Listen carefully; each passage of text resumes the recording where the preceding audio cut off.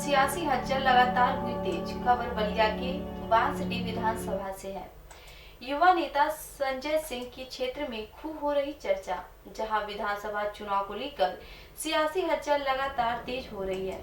बलिया के बांसडीह विधानसभा सीट पर इस बार मुकाबला देखने को मिल सकता है। बांसडीह विधानसभा सीट पर नेता प्रतिपक्ष राम गोविंद चौधरी पिछले 3 बार से सपा के टिकट पर चुनाव जीतते आ रहे हैं, लेकिन इस बार राष्ट्रीय निषाद पार्टी बीजेपी से गठबंधन कर इस सीट पर अपना उम्मीदवार उतारने की तैयारी में जुटी हुई है। बीजेपी और निषाद पार्टी के गठबंधन के तहत ये सीट निषाद पार्टी के खाते में जा सकती है। संभावना है कि निषाद पार्टी संजय सिंह को अपना प्रत्याशी घोषित कर सकती है। संजय सिंह लंबे अरसे से क्षेत्र में सक्रिय हैं और चुनाव लड़ने की तैयारियों में जुटे हुए हैं। उनका दावा है कि इस बार क्षेत्र की जनता विकास के लिए अपना वोट करेगी। उन्होंने कहा कि राम गोविंद चौधरी ने क्षेत्र का कोई विकास कार्य नहीं किया है। उन्होंने कहा कि क्षेत्र में युवाओं के पास रोजगार की बड़ी समस्या है, जबकि बाढ़ की समस्या से इलाके की बड़ी आबादी के सामने मुश्किलें खड़ी होती रहती हैं। उन्होंने क्षेत्र के विकास को अपनी प्राथमिकता बताया। देखिए अंगद कुमार रावत की ये रिपोर्ट। एक अपना परिचय दे दीजिए। संजय सिंह समाज सेवी, बांसडीह विधानसभा 362 का पूर्व प्रत्याशी। जी संजय जी, जिस तरह से 2022 का चुनाव नजदीक आ गया, आप भी निषाद पार्टी से दावेदार हैं यहाँ के बांसडीह विधानसभा क्षेत्र से, तो बांसडीह में कितना अभी तक विकास हुआ है, कितना विकास नहीं हो पाया अब तक? देखिए, बड़ा ही दुर्भाग्य है कि बांसडीह विधानसभा जो है 21वीं सदी का समय चल रहा है और 20वीं सदी के विधायक पिछले 3 बार से बनते आ रहे हैं। उनकी सोच 20वीं सदी की है। आज बांसडीह विधानसभा जो एक मनुष्य की मूल आवश्यकता है, रोटी कपड़ा मकान, उससे वंचित है। आज चले जाइए घाघरा नदी किनारे हजारों की संख्या में लोग बेघर हैं।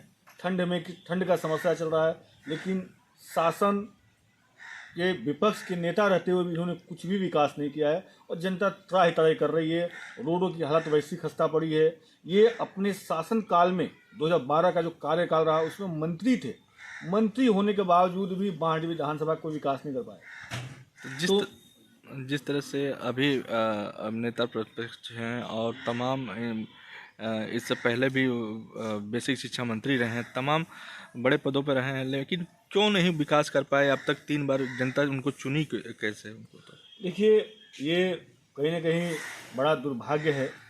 बांसडीह विधानसभा की जातिगत समीकरण को आधार बना के जीतते गए हैं, लेकिन इस बार बांसडीह विधानसभा की जनता जागरूक हो चुकी है और 21वीं सदी का विधायक की खोज बांसडीह विधानसभा चाह रही है, एक नौजवान के रूप में, संजय सिंह के रूप में।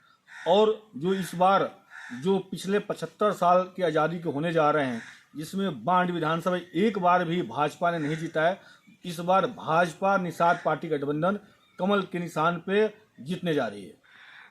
तो जिस तरह से देखा जाए कि बांसडीह विधानसभा में सबसे मूलभूत समस्याएं सबसे बड़ी क्या है और अभी तक क्यों नहीं पूरा हो पाया ये? देखिए, मूलभूत समस्या सबसे बड़ी है बेरोजगारी। आज बांसडीह विधानसभा बलिया जिले में सबसे बड़ा विधानसभा है। सबसे अधिक 4 ब्लॉक हैं, 4 टाउन एरिया हैं, नौजवान बहुत सारे हैं, बेरोजगारी चरम पर है। लेकिन उस नौजवानों की बात सुनने के लिए विधायक के पास समय नहीं होता है। वो अपने जो चूँकि मूलतः यहाँ के रहने वाले नहीं हैं, बांसडीह विधानसभा के बारे में, वो गरीबी के बारे में वो रहते नहीं हैं। वो अपना व्हाइट हाउस बना के रहते हैं अपने दूसरे विधानसभा में, अपने घर पे, और या तो लखनऊ मिलते हैं। तो बांसडीह विधानसभा की जो नौजवानों की समस्या है वो कैसे समझ पाएंगे? सोच भी नहीं होता है। वो अपने जो चूँकि मूलतः यहाँ के रहने वाले नहीं हैं, बांसडीह विधानसभा के बारे में, वो गरीबी के बारे में वो रहते नहीं हैं। वो अपना व्हाइट हाउस बना के रहते हैं अपने दूसरे विधानसभा में, अपने घर पे, और या तो लखनऊ मिलते हैं। तो बांसडीह विधानसभा की जो नौजवानों की समस्या है वो कैसे समझ पाएंगे? सोच 20वीं सदी की है। आज का नौजवान चाहता है कि हमारी बात नेता 1 to 1 सुने, लेकिन बड़ा दुर्भाग्य है नेताजी के पास फुर्सत नहीं है। नेता प्रतिपक्ष हैं, लखनऊ मिलते हैं, मिलना हो तो कार्यकर्ता को लखनऊ जाना पड़ता है। तो कैसे हो पाएगा? तो वहीं नेता प्रतिपक्ष का कहीं ना कहीं कहना था कि बीजेपी सरकार है, बीजेपी के लोग हमारे कार्यों को होने नहीं देते हैं और जिसके वजह से ये परेशानियां झेलनी पड़ती है। क्या कितनी सच्चाई है ये इसमें? एकदम सरासर गलत है। देखिए, ये संविधान है और वो पहली बार के विधायक नहीं है, 7 बार जो है वो विधायक रह चुके हैं और एक कद्दावर प्रदेश के नेता हैं। तो ये उनका आरोप लगाना कि बीजेपी नहीं चाहती है, सरासर गलत है। अगर क्षेत्र का विधायक चाह दे तो जो शासन और संविधान के नियम से जो विकास कार्य होते हैं वो तो करवा सकता है ना। मूलभूत जो व्यवस्थाएं हैं, जो शासन से जो योजनाएं आती हैं वो तो करवा सकता है। ये करना ही नहीं चाहते हैं।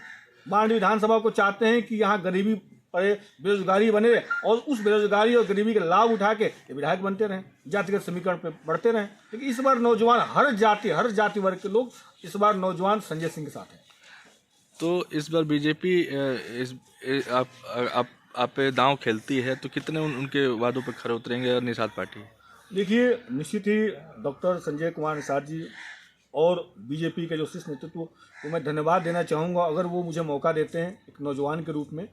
और जो बांड विधानसभा नौजवानों का विधानसभा कहा जाता है, अगर नौजवान विधायक बनता है तो नौजवानों की जो बेरोजगारी की समस्या है सबसे पहले मैं उठाऊँगा, क्योंकि मैं एक व्यवसायी भी हूँ, बिजनेस को जानता हूं। और आज बांस विधानसभा में नौजवानों को आत्मनिर्भर बनने के लिए उनको प्रेरित करूंगा कि आप बांस विधानसभा में ऐसे रोजगार पैदा कीजिए जिससे आपको बाहर कमाने जाने की आवश्यकता ना पड़े, बांस में हजारों की संख्या में रोजगार मिल सके। इस पर मैं कार्य करने की कोशिश करूंगा, नौजवानों को जागृत करने की कोशिश करूंगा। और जो अंतिम पंक्ति का व्यक्ति है जिसको निषाद समाज से आता है वो निश्चित ही नदी किनारे रहता है और उसकी हालत बहुत ही दयनीय है। मुझे बड़ा दुर्भाग्य से कहना पड़ रहा है कि मंत्री जी इनके वोट तो लेते हैं लेकिन वोट देने के बाद इनको भूल जाते हैं। उस समाज को भी जगाने का और विकास की नैया पर बैठाने का काम करूंगा।